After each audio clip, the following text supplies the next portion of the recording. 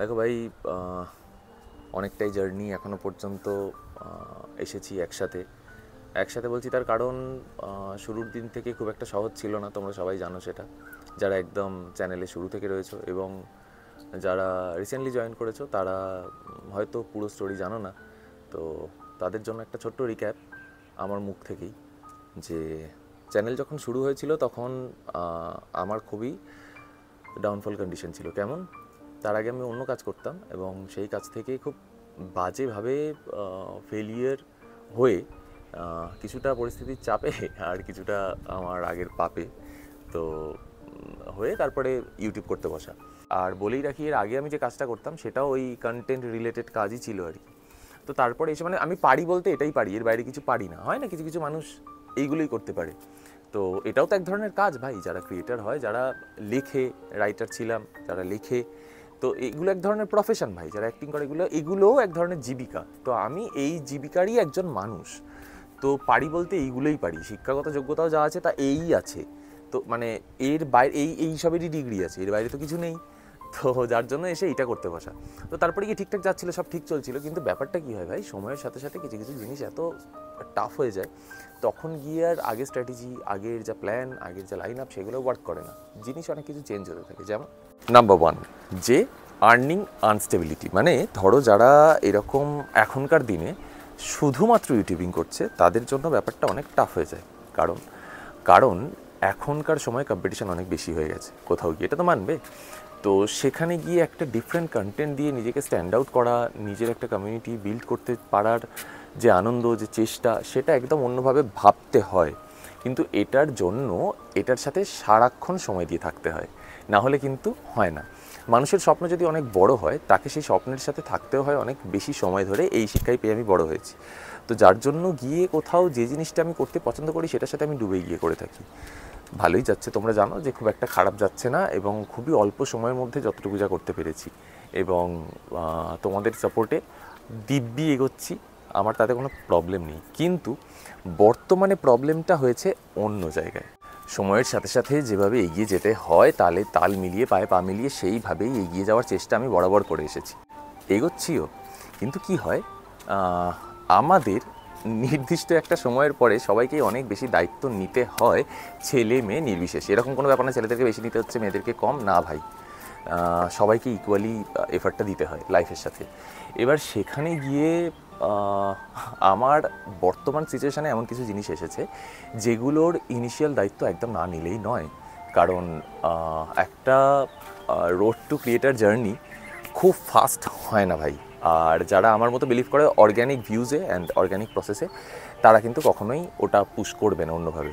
আমরা কি করি, আমাদের কন্টেন্ট দিয়ে পুশ করি, আমাদের থাম্বনেল দিয়ে পুশ করি, মানে আমাদের যেখানে যেখানে প্রোডাক্টিভিটি, যেখানে যেখানে ক্রিয়েটিভ আরও বেশি হওয়া উচিত, সেইগুলোতে বেশি পুশ করে বেশি অডিয়েন্সের মনের জায়গা বানাতে চেষ্টা করি। আমরা যারা ভালো কিছু কন্টেন্ট বানানোর চেষ্টা করে এসেছি ডে ওয়ান থেকে, আমাদের আপস অ্যান্ড ডাউন চলতে থাকে, এবং সেগুলোর জন্য আমরা প্রিপেয়ার থাকি। কিন্তু কি প্রিপেয়ার থাকে না, আমাদের সিচুয়েশান। যখন কেউ দেখবে যে তার ফ্যামিলি প্রচণ্ড আনস্টেবল কন্ডিশনে রয়েছে, সে চেষ্টা করবে, আমার মনে হয় সে চেষ্টা করবে ইমিডিয়েট ফ্যামিলিকে স্টেবল করার জন্য নিজে কোনো একটা স্টেবল প্রফেশনে চলে যেতে, রাইট? বাট আমাদের মতো যাদের স্টেবল প্রফেশন আসেও কোনো ক্রিয়েটিভ ফিল্ড থেকে, তাদের জন্য ব্যাপারটা হয়েছে খুব প্যাথেটিক। কেমন? আমি বড় যদি এখন করতে পারি, কী করতে পারবো? আমার যা স্কিল আছে, কোনো ভয়েস স্টুডিওতে গিয়ে ট্রেনিং করাতে পারবো, কোথাও গিয়ে ডাবিং ইনস্ট্রাক্টর হতে পারবো, বা বলো অ্যাটলিস্ট রেকর্ডিস্ট হতে পারবো যদি একটু শিখে নেয়, ইন্টার্ন রেকর্ডিস্ট, বা এরকম কিছু ভিডিও এডিটার, এই সেই হ্যান্ড। তো এইসবই শিখে এসেছি। আমাদের জন্য ইউটিউব জার্নিটা হয়ে যায় একটু সেপারেট ভাই। কারণ আমাদেরকে লেগে থাকতে হয় নিজেদের স্বপ্নের সাথে, কারণ আর এছাড়া তো কোনো অপশান নেই। কারণ তুমি জানো, হয় তুমি ঘাড়কা, আর এখান থেকে যদি তুমি বেরো না, তুমি ঘাটকা, তো তুমি হয় ঘরে থাকো। তো আমাদের ঘর বলতে এটাই আমার ইউটিউব। তো এখন যেটা হয়ে গেছে প্রবলেম, যে নিজের ঘরের মেম্বার যারা ছোটো থেকে একসাথে থেকে বড় হয়েছে, সব কিছু হয়েছে, তাদের একটু সিচুয়েশান ভাই আনস্টেবল হয়ে গেছে। তার জন্য আমি কোথাও গিয়ে একটু নড়ে গিয়েছি, বুঝতে পারছি না যে এই মুহূর্তে কী করা উচিত। যে স্টেডি কিছুতে ফোকাস করব, নাকি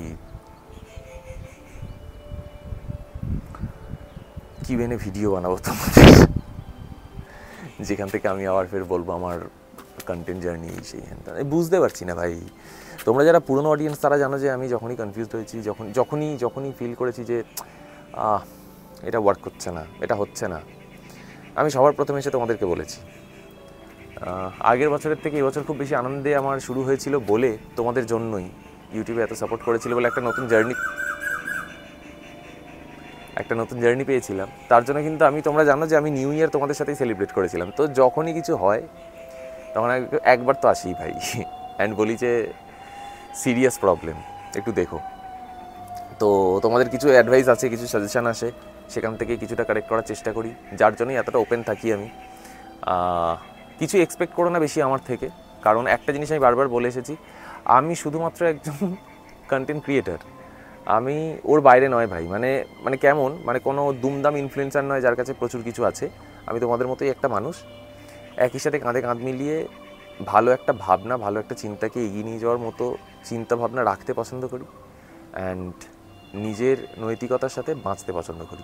তার জন্য অনেক প্রবলেম চলে আসে, কোনো ব্যাপার না, লড়তেও পছন্দ করি। আমি বলছি না যে পারবো না, আমি আমার পুরো সিচুয়েশানটা বললাম, কারণ চ্যানেলে অনেক কিছু চেঞ্জেস আসতে দেখতে পারো, অনেক বেশি আনস্টেবিলিটি দেখতে পারো, আর ফ্রিকোয়েন্সি কমে যেতে পারে চ্যানেলে ভিডিও পোস্টে, কারণ অন্য জায়গা থেকে আমাকে সবটা ম্যানেজ করতে হবে কোনো না কোনোভাবে। দেখছি সেটা কী হবে, সবটা উপরওয়ালাই জানে, কারণ কালকেরটা কে দেখেছে। বাট আজকের দিনের জন্য ফাইট তো করছি, যার জন্যই ক্যামেরা তুলে এখনও ভিডিও বানাচ্ছি।